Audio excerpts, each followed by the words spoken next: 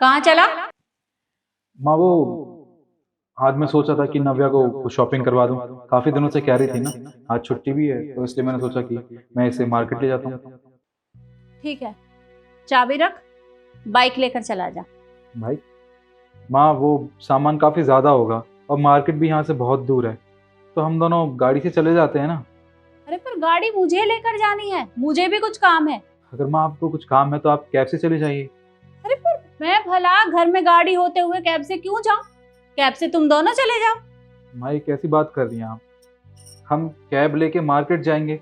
अरे हमें नहीं पता हमें वहाँ कितना टाइम लगेगा, 1 घंटा भी लग सकता है, 2 भी। तो वो कैब वाला कहाँ हमारे साथ घूमता फिरेगा? हमारे पास गाड़ी है, खुद की गाड़ी है, हम दोनों उसमें चले जाएंगे और जब भी हमें आने का टाइम मिलेगा हम आ जाएंगे।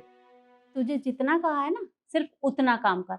बोला ना मैंने, बाइक लेकर जा, चाबी रख नीचे। माँ देखिए हमें जाने दीजिए ना, हमें काफ़ी सारा सामान खरीदना है। अरे जब तक आप आएंगी वापस क्या पता वो दुकानें बंद हो जाएं। प्लीज़ माँ, हमारा जाना ज़रूरी है। इसका बहुत मन था शॉपिंग करने का, इसलिए इसको ले जा रहा हूँ मैं। और आज छुट्टी भी है, हम थोड़ा इंजॉय भी कर लेंगे साथ में। निखिल, शादी के बाद तेरी जुबान कुछ ज्यादा ही चलने लगी है। भूल गया है? माँ हूं तेरी, और इतना हक तो मेरा बनता ही है कि तुझे डांट भी सकूं और फटकार भी सकूं। जितना बोला है ना सिर्फ उतना कर। चाबी रख नीचे और जाओ तुम दोनों। चलो तुम और मैं बाइक से चलते हैं। एक सेकेंड, चाबी उठाओ। अरे पर माँ ने अभी तो मना किया था। मैंने भी तो कुछ कहा ना, चाबी उठाओ।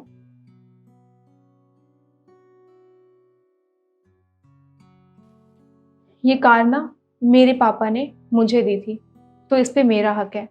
मैं चाहे जहां और जिसके साथ इसे लेके जाऊं, आपको फर्क नहीं पड़ना चाहिए। चले। बहू, मुझे लगता है कि तुम्हारी जुबान कुछ ज्यादा ही चलने लगी है। मैंने तो कुछ कहा ही नहीं मम्मी जी अभी तक।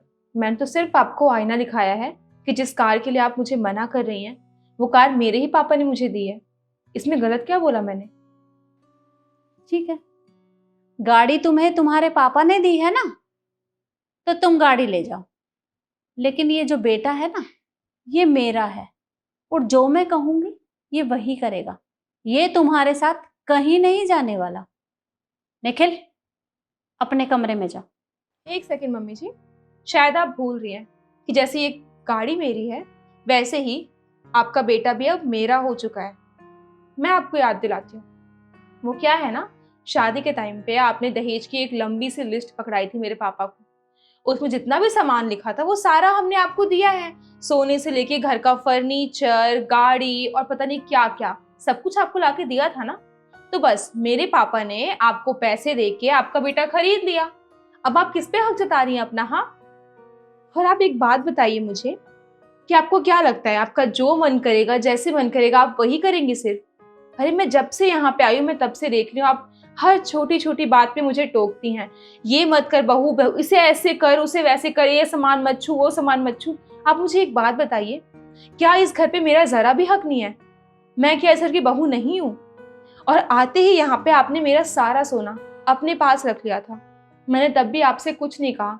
मुझे लगा आप मुझे अपनी बेटी की तरह मानती हैं, आप मेरी माँ जैसी हैं, तो आपने कुछ सोच के रखा होगा। मैंने तब भी आपसे कोई सवाल नहीं किया। लेकिन अगर आप हर छोटी छोटी बात पे ऐसे रिस्ट्रिक्शंस लगाएंगी, ऐसे रोक देंगी हमें, तो कैसे काम चलेगा? और वैसे भी हम एक शॉपिंग करने ही जा रहे हैं ना, और मैं अपने शौक से नहीं जा रही हूँ।